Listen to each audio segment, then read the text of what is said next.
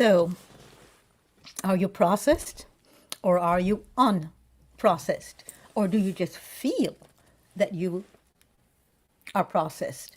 What do I mean by this?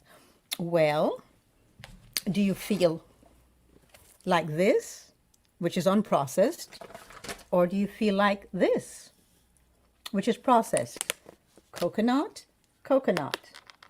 One is processed. You cannot see the original, the authentic one, and see that this one came from this. This is authentic, this is original, this is how nature made it. This is what we humans do to it. We alter and change it. So what I am postulating today is that this was us originally, in original form, in authentic form. And most of us have become processed beings. What do I mean by that? It's not just our foods that are processed. Why? I see that a lot of people have thoughts that are not their own, belief systems that are not their own, and their thoughts systems have been processed by mainstream media, school teachers, movies, cartoons, especially it starts as a child, it's cartoons, and by the advertising industry, by corporations, and by governments. Most of our thoughts are not our own.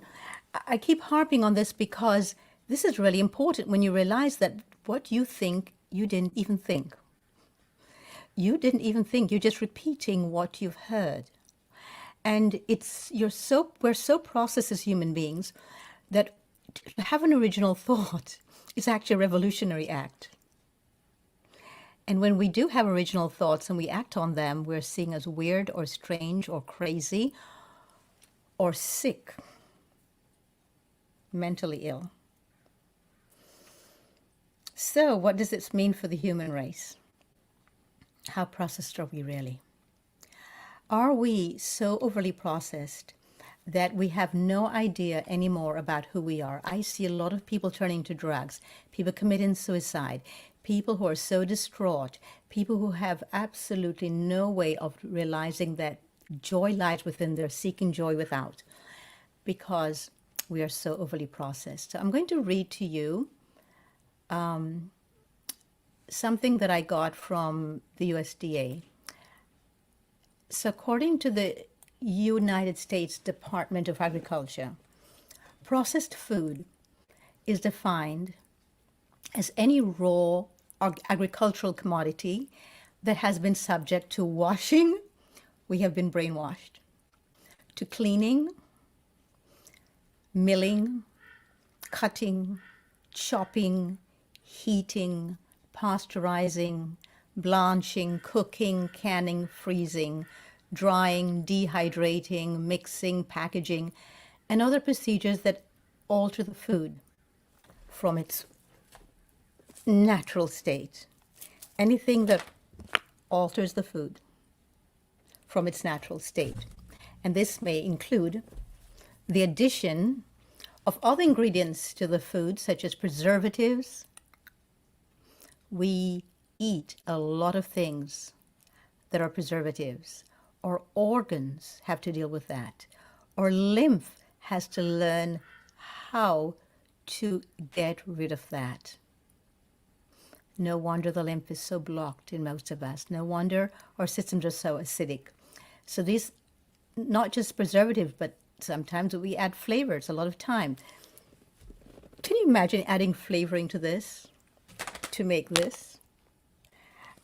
Seems like such an insult to nature when this is just one of the most supreme drinks possible, and the flesh one of the most incredibly delicious, satisfying, satiating foods.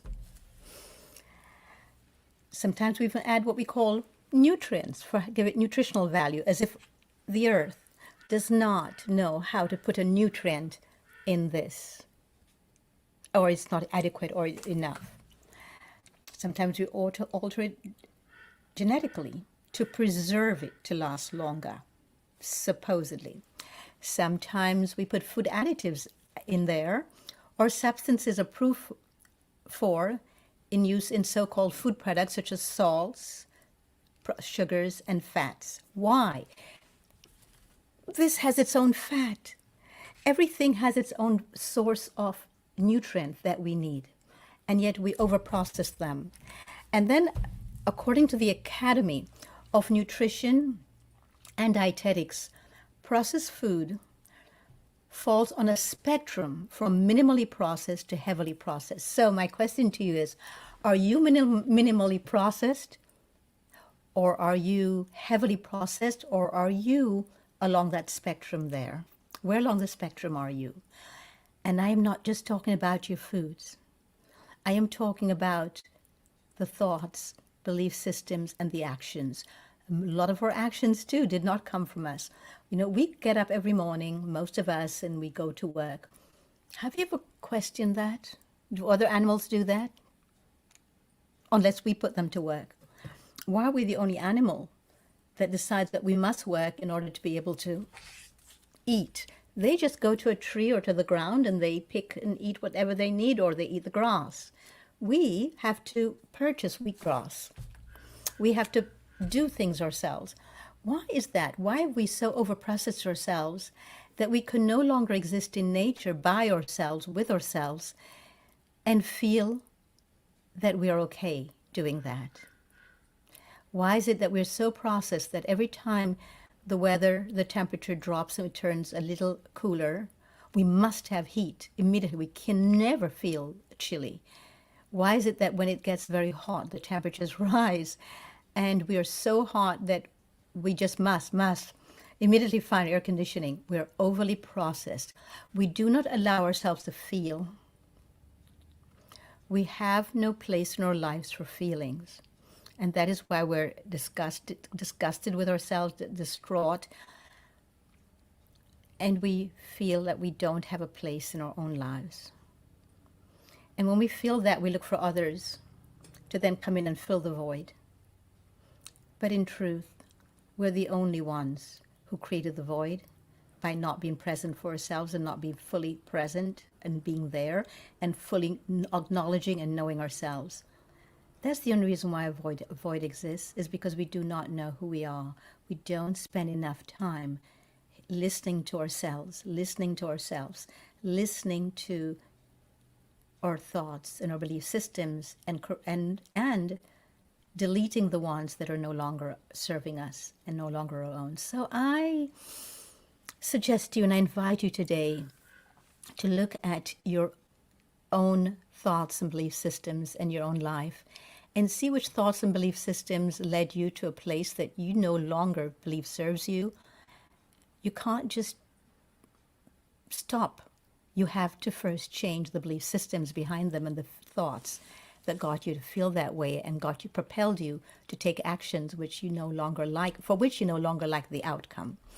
So I invite you to please not just decide you're going to change your diet, but work with someone, a coach, who knows how to help you to change your belief systems around who you are before you can even change your belief systems about what constitutes food. And that's why so many people begin with all these resolutions that they're going to change their diet, and this year they're going to be healthier and they're going to do this and do that, and it never happens because the belief systems and the thought patterns are still the same. And if the thought patterns are the same, it means the language, the semantics that we use are still the same. We've got to change our semantics. We've got to change the words, the language, the vocabulary we use around food vis-a-vis ourselves.